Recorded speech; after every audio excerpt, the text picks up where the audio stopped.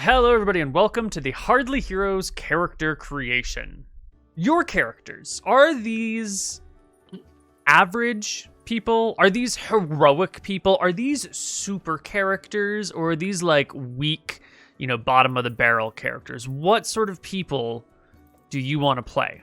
So I would say that, we are people from an average world. We're normal people, but there's a reason a story is being told about these two people. They're not the run-of-the-mill average person. I'm not saying they're great heroes, but they're probably somewhere between average and heroic, just because everyone around them is average, but we're telling a story about these people, so there's got to be something special about them.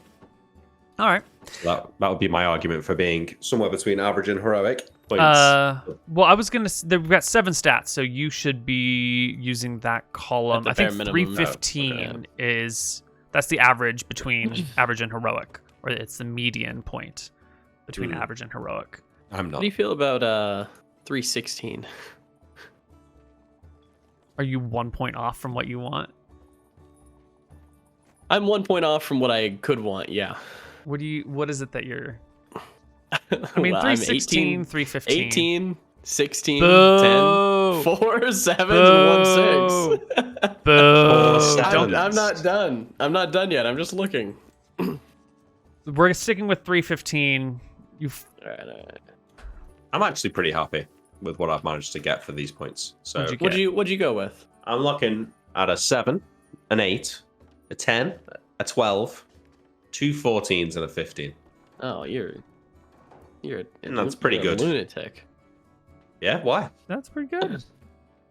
You could just take 3 8s and a 7, and you can get 2 16s. So I went. That's missing a stat. What I have right now is 2 6. Wait, is it 3, 4? Yeah, you need 5, 7 6, stats. Oh, okay. 2 16s, 1 14, 3 8s, and 1 7. Listen, I've got multiple things that I want to be good at. Amen. So. It's your prerogative. 2 16s to 316. 14. Oh yeah, that's 1 off. You're such a stickler. Just have your 8 be a 7. Well, right, let's just pick a number and start with some extra gold. That's what should happen. Who cares? No, we should just roll stats then. Yeah. Well, rolling stats is. It's always tempting to roll stats, Isn't it? But then when you don't get good stats, you're sad. Mm-hmm. I'm kind of amazed that you've managed to get a 17, a 15, and a 14. Well, Nick, I just got 2 17s. I think that's what I'm going with now because I don't need one of them to be like a gigastat. Fuck you, Koibu. Okay, 2 17s, a 10, 3 8s, and 1 7. That's what I'm sticking with, and I just need to figure out where they're gonna go. One's in Dex. The other one, I don't know where it's gonna be. Can you guys help me think? I think you Pigeon, should reconsider this stat array. Why? Because it's wild. That's a wild person. 2 17s. Pigeon's a wild man. 17, 17, 10, 8, 8, 8, 7. That's actually a good stats. They're great stats. Yeah. All right.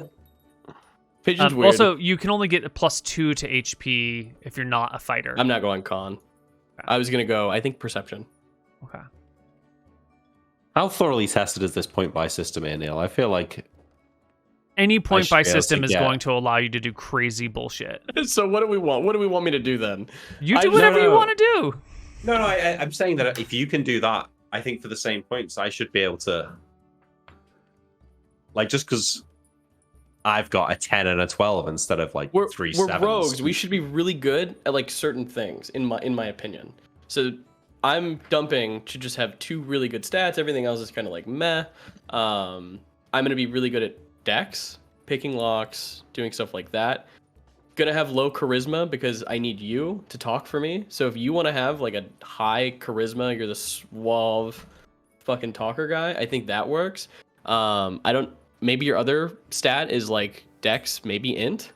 I just kind of don't want to be bad at anything really. Well, I don't want to have like a 7 and an 8. I'm happy with like my good stats being 14s and a 15. Like that's nice. Yeah. But I don't know where to put the 7 and the 8. One's in wisdom. One's in wisdom. Yeah. What about con? Yeah, it just doesn't fit the image of the character that I've got in my head. But I suppose I can. Describe to me the image of the character in your head. It's Luther. Yeah, I haven't seen the show. I know of it. Oh, he's like 6'2" and he's like a big intimidating guy. So you want high strength, Idris high Elba. charisma. But I don't really want super high strength because it's not that useful for me. But I want it to be part of the image of the character, if you know what I mean. Mm-hmm. Well, I can't have 7 strength and play someone who's physically intimidating. Right. Well, if you want, you could do 16 strength, 15 charisma, and 4 10s and a 9. Yeah, but then that's like a terrible. Yeah, you might as well be a fucking fighter at that point. Yeah. If you're gonna. Why? Because so all the thief skills. All of the thief skills are dex. Yeah, but then fine. Then you can adjust it a little bit. You can get yourself like, a 12. And yeah, okay. So I'm looking at a 12 in dex. That's 5, nice. 6, 7, maybe 2. These are 4. 1, 3. You could do 3 9s, 10, 12, 15, 16. And that's a pretty average character who's got 2 strength. really high stats. Yeah. 3 9s, 10, 12, 15, 16. Mm-hmm. Yeah. That's 314 points. And that's a nice spread. And that's a good spread for you. You don't have any bad stats. Your character's going to be a big guy. Mm-hmm. You can put the 9s in int, con, and wisdom. Yeah, because 8 to 13 is average. Those are all very average stats. I know we tend to get a little bit worried when anything drops below a 10, but 8, 9, 10, it's all the fucking same. Yeah, I'd put 7 in. Okay, so my final stats, I'm done. 8 in strength. I picture Pigeon is a bit more of like a lanky character. His dex is 17, so he's like super fast, super quick. His constitution's 10. Not sickly, just normal. Int is 8. Wisdom's 8. His charisma is 7. He's a bit of a weird ball. Mm-hmm. And his perception's like 17. I kind of picture Pigeon as like, he's like got ADHD to the fucking max. Like he's always like tweaking and like looking around and like checking things out. Mm-hmm. Nick, you look unsatisfied. You look deeply displeased. I just think maybe putting 16 in strength is a really bad idea. You want to be an enforcer. You want to be an physically intimidating person. You want to win your strength checks. You want to drag people away. Plus strength checks for intimidation. You're gonna be okay. Wait, strength is intimidation? No. Is it intimidation is not intimidation is going to be very contextual, right? Yeah. Like if you're intimidating someone with their family, it's one thing. If it's strength, it might be charisma or strength combo. If you've got a 15 and 16, it's going to be the same roll, practically. So that's okay, but that is of the issue. That's what a sort of physically intimidating thief gangster type, high strength, high charisma, right? Mm-hmm. Right. Well, here you've made a gangster right here. MrMouton has made a thief. Your gangster could just be 12 strength. Like when you think of mobsters and stuff, you don't really think of like these fucking massive swole men. No. Yeah, I'd be happy with 14 strength actually, but then I don't know where you want me to point by use for those you? extra points.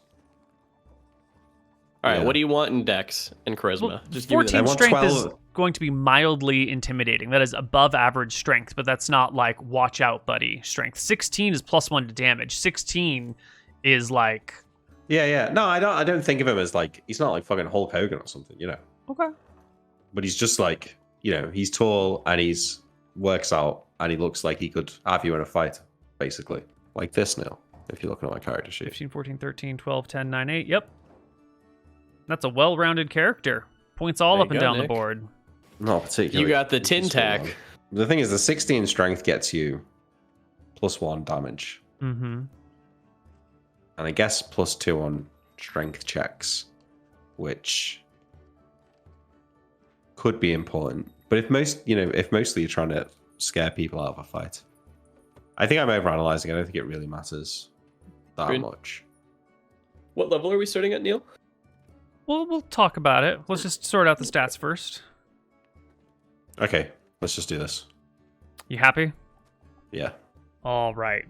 So before we get too deep before we roll anything, let's talk about the area in which we are going to be playing. Stromheim is a walled city that's sort of like octagonal shaped. And then it has an inner city within that. And the inner city is actually pretty well intact. It's got its wall up. It's got its 2 gates, one north, one south, just like the main city.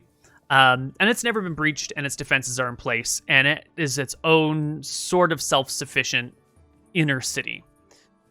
This is where like the noble class lives. This is where all like the really good clerics and wizards are. This is where all of the like creme de la creme, cream of the cream, tip of the top people are. And it's the outer city, the main city, where most of the people live and where our campaign will mostly take place. This outer city has fallen into quite the state of disarray. Various factions have popped up, and we're going to talk about some of those factions right now. Y'all with me so far? Yep. Yes, sir. All right. We'd mentioned that it's octagonal. I'm sorry, it's hexagonal, not octagonal. 6 sides. As the government was falling into pieces and people were fleeing the city, a group of town guards got together. And they were sort of like, hey, we're the city watch. We're here to defend the city. The government has fled. There's undead and demons everywhere. We could just bail like everyone else, or we could band together and save the city from imminent destruction. And they did, sort of. But, you know, without a proper government, without, like, institutional knowledge, when it's just like the head of the town guard is in charge and we're going to ignore these laws, what started as a group of town guards here to defend the city from threats and keep the people alive quickly degenerated into a, I'm in charge, my goal is to defend the city, but, like, whatever I want goes. And the notion of law has begun to fade. That said, this group had rivals in the town. Not everyone was happy under these town guards. And as the years rolled on, their goodness, we're here to defend the people, faded more and more as leaders changed hands. They're now known as the Slayers. They occupy the southern side of the city. They're a gang.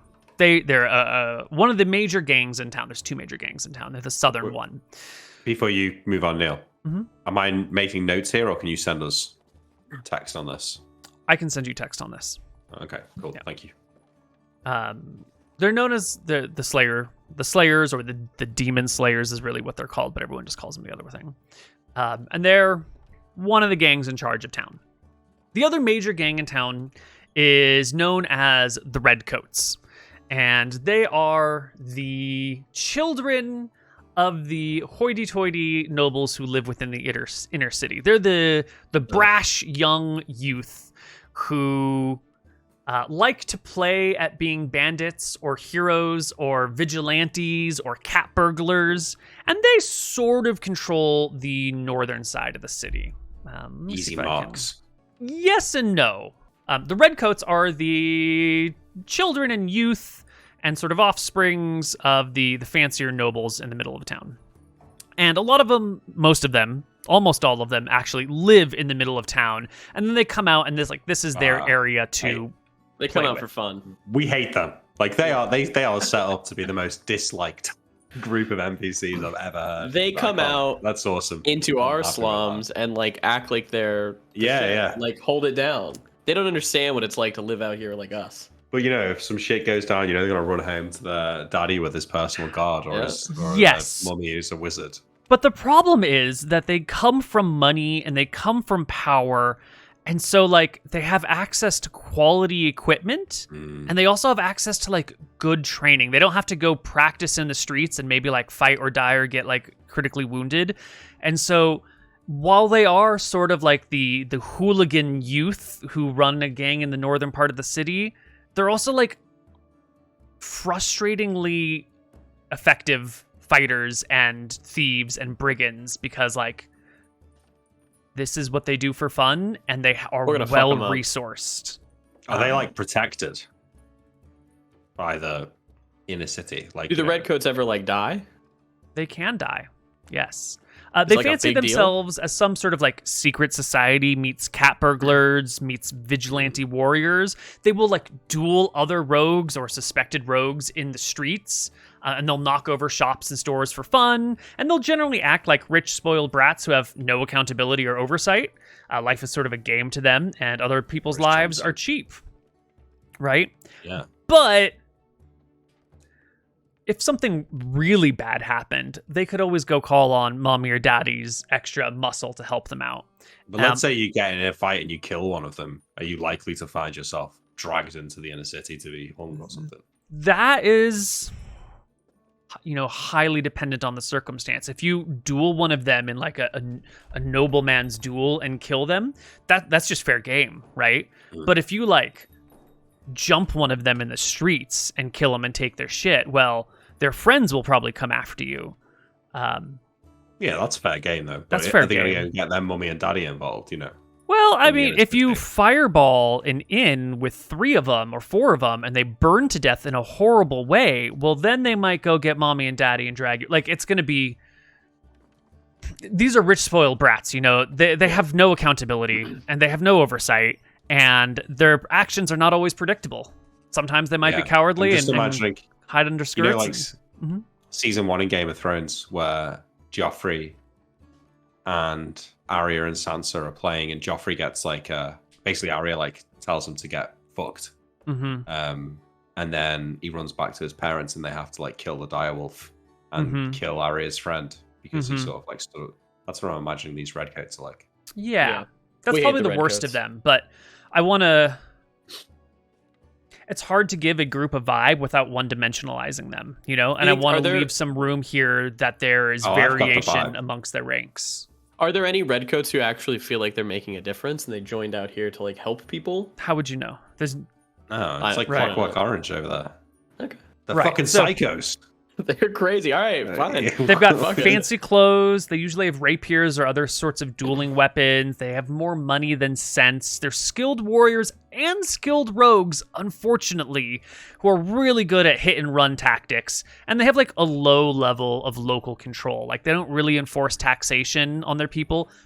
The Slayers down in the south, they will tax the people, and they'll call it a tax. But you got to pay up. It's protection. We need this money for new weapons for the new guards, right? This is real protection money. We're honest protectors. Sure. Wink, wink, nudge, nudge. Yeah.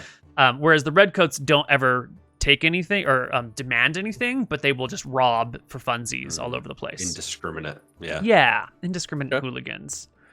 Okay, cool. They're good at breaking and entering. They're good at hit and run tactics. They like to do intimidation duels.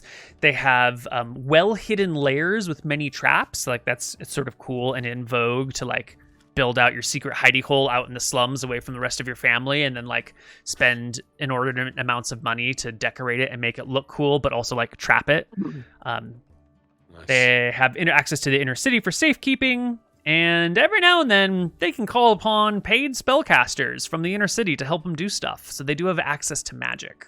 Anyway, these towers that we see here on Roll20 are the giant ventilation shafts that link to all of these. So this tower will descend into the ground, and then it'll have pipes and tubes and small things that will allow airflow that will mix down into all of these underground structures. And when you're making these underground structures, you will find a way to tap into one of these vents so that there's fresh air down there. I assume these are heavily guarded. Well, yes and no. They're very tall. I don't have the numbers written down here, but they're very tall, and they've got these marble slabs along the base and near the top as well.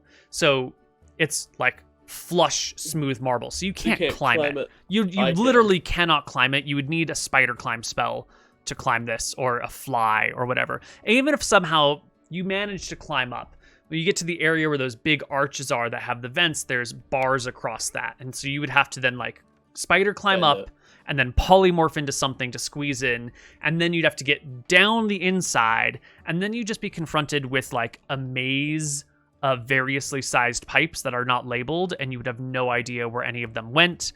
And because everything down here is trapped, you're probably going to run into some trap or another in this zone. So these are old, very, very old towers that are designed to be difficult to enter or almost impossible to enter. And then from them, who knows?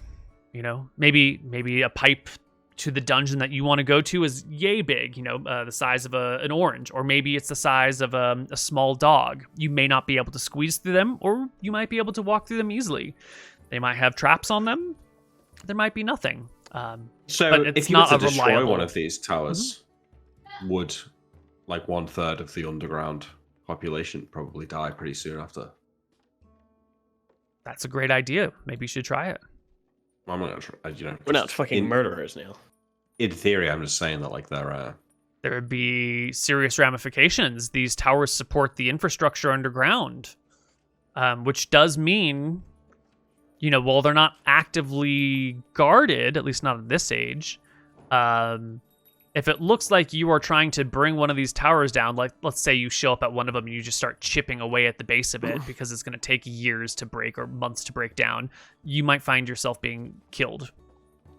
Yeah. Okay. It's Cool. just funny because it's important. I'm sure a lot of the lairs belong to the inner city, but the safety of those things belong to the outer city. Yes. And they've got no immediate way to stop. Like, if there was a disagreement between, like, say, for example, someone united the entire outer city against the inner city, we could easily, like, have leverage over them, right? True. Well, you would have leverage over whatever dwells within the dungeons and lairs. Yeah. Yep. Yeah. That may or may not be denizens of the inner city. Because, as you mentioned, the towers aren't in the inner city. As you'll see, there are 3 other, what we're calling brown spots, for those of you that have all your cones. And one of them is... Sorry, that was uncalled for. Needlessly brutal, that was dickish of me. I apologize. That's okay. The Copperheads are refugees from Copper Hill that showed up in mass. And then I haven't come up with names for these other 2 rival areas. Is the Copperheads led by a charismatic former town captain? You know, these are things we should figure out in game. That's exciting. Okay. So this is the layout of the game. So when we're making our characters and we're rolling our things, this is sort of the city structure that we're in right now that we should keep in mind. Okay. The very last bit of information, which is still super clutch, so listen for just a minute more, because I know I talk a lot, is that the Redcoats and the Slayers keep a pretty strong and tight control over their regions. I mean, the Redcoats to a lesser extent, but like if you're in their territory, you're going to be subject to their jurisdiction. But these other regions on the sides are a little bit more flexible. Some of these people over here can make a lot of money by saying like, hey, this is our region. If you wanna be a thief or a rogue or a criminal, but you don't want to join our organization, like you pay us money, you can keep your lair in our zone. You can make your little hidey hole, your little home base within here. We're just going to make sure that you pay us some money, or maybe like a percentage of whatever you find. And so you can sort of like exist as a criminal in some of these other areas with a little bit of protection from these gangs if you'll pay them. That's something you'll have to sort of set up or just stumble into and do your own thing, and then have someone come and be like, hey, you're in our zone, you need to pay us money. And then you can sort it out from there. The other thing that I want to talk about is the way that you appear. Because in normal society, there are certain rules and regulations that keep everyone safe, right? But this area is not such a thing. This is a place where like gangs run wild. And so how you show up in the physical space is going to dictate what people are going to think about you. And I will give you a text document that will lay all this out, but I'm going to just speak it to you now as well. So for an ordinary person on the streets, the common method of dressing is short sleeve shirts and skirts or shorts or pants with no weapons. And the short sleeves and the skirts, because most people wear skirts in this area, or like, really long shirts with a belt around them. This makes it clear that you are unarmed, and also that you don't necessarily have any money. This will indicate that you are a poor or a trusting person, that you have no places to hide weapons on you, that you have no wealth of note on you, that you are not dangerous, or maybe you're like somebody of note who's like trying to blend in with everyone else. But this is your common everyday person. Short sleeves, skirt, no weapons. Don't have any money, also not a threat, right? The next layer of person is someone who wears like long and loose flowing clothes. And this says that like they're middle class or they're fashionable. They at least have some money or some status and they're not that worried about flaunting it. These people might be like easier marks, but they're also not going to like head out into the slums. They're only going to be found in like economically viable areas. The thing about long and loose clothes though is that you could easily hide a dagger on like a leg or an arm or in like a tucked shirt or something. So the long, loose people have a little bit more money or they might be hiding weapons. The third class is whatever you're wearing, but you've got like a small weapon on you, a knife, a dagger, a club, a staff, something like a small weapon.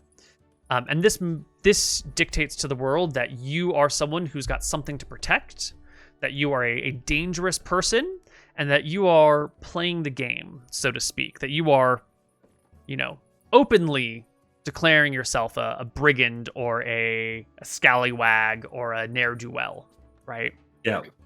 The penultimate category is anybody who's walking around with a actual weapon or a piece of armor. Someone that's got a sword or, leather armor on. And this specifically says that I am expecting violence.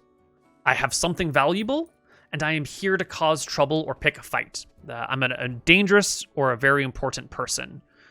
Because no one's going to walk around with weapons and armor, because that puts a target on your back immediately. So if someone has a real weapon or they have armor, they're placing a target on their back, and they're letting you know that they're ready to throw down. The last level is the maximum danger level of anybody carrying a shield. If someone has a shield, that means they are on their way to kill someone right now. If you have a shield on you, this person is ready to throw down. This is violence incarnate. Wow. And then there's a slight... If you see someone walking with a shield, like, and you're just at the pub, you're like, oh, someone's about to go fucking die. Yes. There's no reason to be carrying a shield unless you're about to go into a fight immediately. Can I Nick, roll HP if Nick doesn't want to? Yeah. What's up? I'm feeling good about my HP. Oh. Yeah, if we're rolling it, we're rolling it. Let's roll it. Yeah. What level are we? I just want you to know I'm going to roll 1 or a 2, and it upsets me because it makes my character feel... Nick's going to go to bed sad. Well, it's not that. It's like, would a tough guy have 1 HP, Mm-hmm. The answer is no. You want to do it 8 plus a 1d8? You want full HP at first level? I think you should. That's how they do it in later editions, and I do think it's quite nice. I think that would be nice not to die instantly. Okay. Well, this is the game that we're setting up. If you want to roll it, if you don't want to roll your first level, you can just take an 8. I will accept this. I'll take 8. Nick, what are you going to do? You going to roll it? Well, now that he said it like that, I feel bad about it. I'm taking 8. You do you, boo. I kind of want to take a 5. But no, Moot's taking an 8. There you go. All right, Moot has rolled 13 HP. Do you want to roll your d8 and then decide if you want to roll a second one? Do you want to roll your second level HP and then decide if you want to roll the first level HP or pick it? I feel like I should roll my... now that I have think a you should 5, roll it, I think I'm going to roll. I'm going to roll. Yeah. Now that I have a 5, I feel good about it. I'm going to roll. Okay? I think Here's my other D8. that's what Neil was just saying. There we go. 12 So HP. now I feel like I earned the 12. All right. And I'm happy with that. There you go, Nick. 11. 11 and 12? Those are not bad. These are fine. Fine. These are fine. That's the age of the dogs that I like. Dags, you mean? Dax. I heard that. If we can just be standalone criminals outside of their authority, and that's sort of okay, then yeah, fine, we can do that if that makes it easier, and we can just start feel there like and see how it goes. I feel like the Slayers would, like, let's say we start doing crime, right? And we make our own thing, right, Nick? I feel like the Slayers would get pissed off because now we're encroaching on their territory, especially if we have a name. It's a big city, right? like the Slayers control this southern region, the Redcoats control it. this northern region, and there's a bunch of other shit in between, right? So you could be hanging out in one of these other areas and doing your own gangy things, and then maybe like, oh, but all the good stuff is in the Slayers territory, so we need to like steal something without disrupting them, or then give them, you know, appropriate kickbacks to calm them down afterwards. So there's room to be your own independent people. There's also totally room to be part of a greater organization, but that will inevitably come with sort of like the occasional storyline or the occasional quest, the occasional need to like what do you say? Do what the big boss man says, right? And so which could be fun, which could be this is not a bad thing. I'm just looking out I for think it would be so I'm going to go back to what I think we did last week. I think it'd be best to be joining the gang or the lowest level members and then work our way up for a little bit. It would help us get in the campaign. You'd be able to very easily, like, quote unquote railroad, give us stories that we kind of need to go do. Could be like in the month, could be in the next few months, like you have to go do this story. But I think that'll be a lot easier than, Nick, what do you want to do? Do you want to go steal from that old lady? Like, we could have cool, interesting storylines that we're just kind of dropped into, and then we can make the decision in the future if we want to stick around and go up in this gang, or if we want to leave it and do our own thing, which would have its negatives.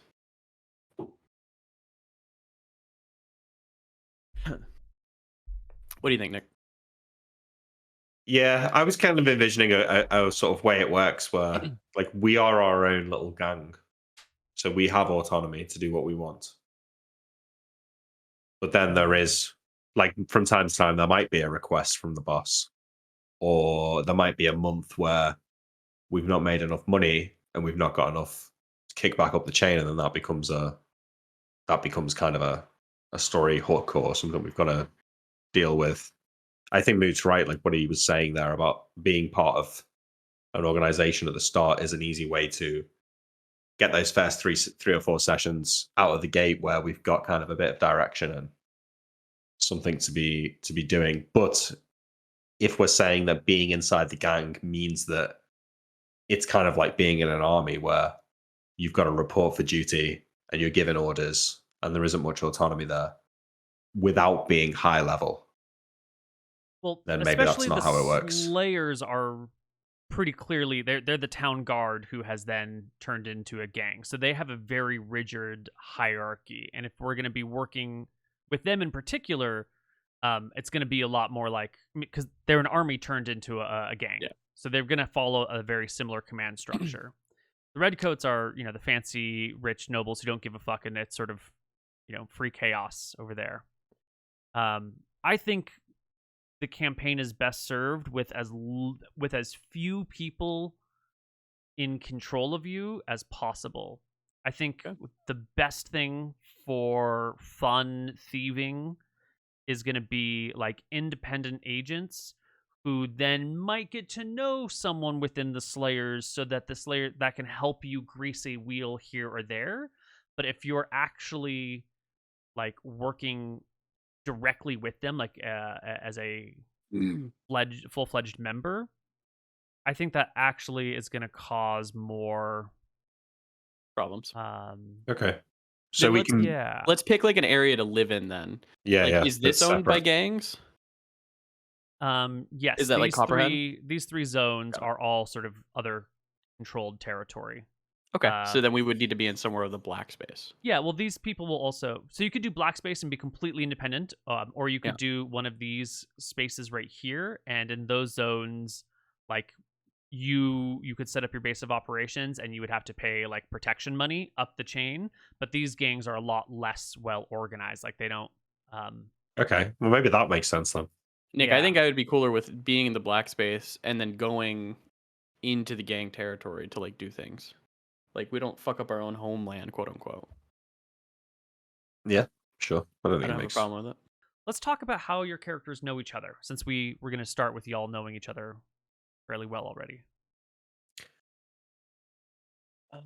Go ahead, Nick. My thinking is, because Pigeon is some sort of freak of nature in that he's highly attuned to be both dexterous and what, sorry? perceptive, but he's a bit simple and he's a bit fucking weird. And on his own, he's like a magic tool. If only you could get past the horror of having to actually spend time with him to make use of him. But I'm thinking of it, it's kind of like a cousin situation, but not like an actual cousin, but someone who's been around. Like, I'm older than him. I'm like 15 years older than him. So I remember him being born. I remember him being a kid running around the streets. And I can see him now, he's got no purpose in life. He's struggling for money. He's clearly talented, but just needs a bit of direction. And so I'm going to take it upon myself to take him under my wing and lead him into a life of crime. Maybe your mother's just died or something, and you're kind of on your own now. Yeah. How can we? Was I just like the weird kid on the block, and you You're just picked me like, up? yeah, the weird kid who's like flying ropes around and like lassoing random bottles on the streets. Or Maybe I'm your something. like younger cousin's friend. Yeah, I'd like like you're just yeah, like your cousin Pidge. yeah. Like, Okay, yeah. Pigeon's just a weird. I'm just gonna be a bit odd and a bit he's weird. weird. Yeah. He's gonna be a bit of a tweaker. I don't think I'm gonna be a druggie, but like, he's just got like a paranoia, but not like a Arrakis paranoia, like actually like paranoid, like someone's always like watching or like coming after him, um, for no reason.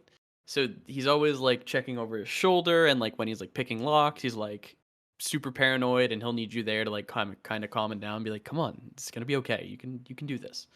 I think Um, we're gonna have quite a nice narrative. I think, like at the start, I think Luther is going to be hanging out with Pigeon, almost out of a sense of, uh, kind of like he feels like he has to look after him because he's on his own, but also he's useful, but he's a bit ashamed of the fact, he's meant to be a cool, tough guy around town, and he's hanging around with this like weird kid. weirdo. But there might be some like nice narrative payoff over the long term as he actually learns to trust and like him, and they become real friends. Whereas at first it was very superficial and transactional. Maybe I don't know if you're into this, but maybe my mom was like really nice, I'm into your and mom. yeah, maybe she was really nice, and she just recently passed away, but like Yeah, she was like, "Can you look after him?" And you're just like, ah, "Fuck." yeah. I mean, you could also be like maybe your mum is my sister or my cousin So or you'd be my something like uncle. that.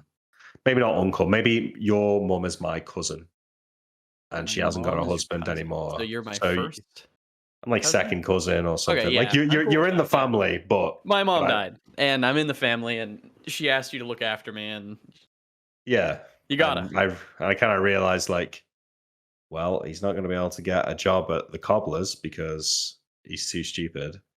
He's not going to be able to work at the pub because like no one's going to want to order drinks off him. Yeah. I'll say though, he's real good with that rope, and he's got light fingers. I've seen him messing around with locks and things like that. Maybe he could be of use. Maybe we can. Maybe I can turn my game up to the next level by making use of a pigeon here. It seems like our party has decided to live right here. Now, this strip is the abandoned territory. They're just sort of empty houses and homes. These are free. If you want to live in an abandoned place, you don't have to pay No, any your living expenses I go way think down. maybe in the black area here. Maybe it's a little bit more in the black than right on the edge of the abandoned. Black. But Great. here, So in the zones that are black, this is uncontested, uncontrolled territory. It's usually not great. Slum is maybe not the exact right word, but it's close, right? Projects maybe, council housing, something like that, right? It's a I don't know if council housing fits. I'm not familiar with English stuff, but it's definitely on the no, yeah, that fits. yeah. Yeah, or a council estate, you might say in England, but Okay. Yeah, it's definitely Yeah. a little bit more sketchy zones. In this area, you'll have to pay rent because someone still owns your house. Sure. You don't own this. One of the people in the middle of the city owns it, and you'll have to pay rent every so often. We'll just do monthly expenses and not worry about that relationship. You don't owe anyone any protection money, but you're also not protected. You're near the redcoats, you're near the copperheads, you're also near the abandoned area, it looks like. So, oh, and the gray is ruined, just in case anyone forgot. Cool. Yeah, great. Let's talk about your Okay. house. This is Oh, going to okay. be super clutch.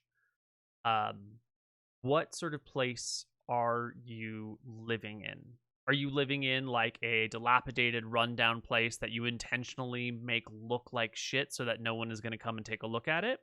Or are you living in a relatively nice place that you maintain the garden and it's comfortable and nice to live in? What if we live in Pigeon's mum's house now that she's died, and it's But we have a relatively wet? landlord still. Yeah. Yeah, but it's Oh, we got a good relatively deal. well. It's relatively well kept for now, but we'll see if that's maintained now that we're living there. Okay. Yeah.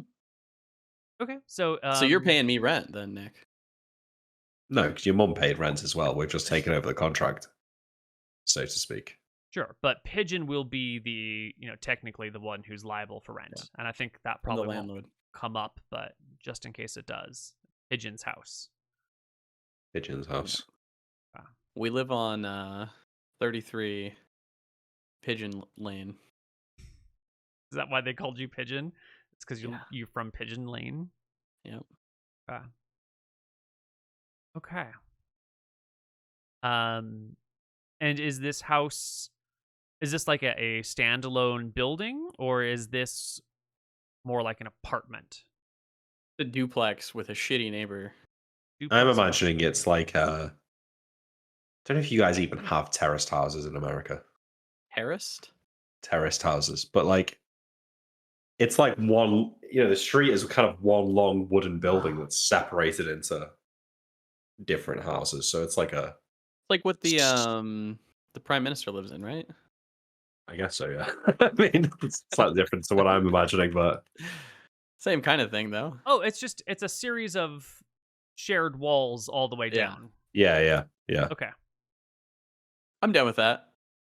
Well, maybe it's wood, not brick. I guess, but like yes. this image here that I'm going to post in our chat is like what all of the sort of poorer areas around me look like. It's all that red Around brick you, like yeah. that. You live in the It's- gated community. See, those look nice to me. Those look look like nice too. those Yeah. look like nice Do they? houses. Yeah.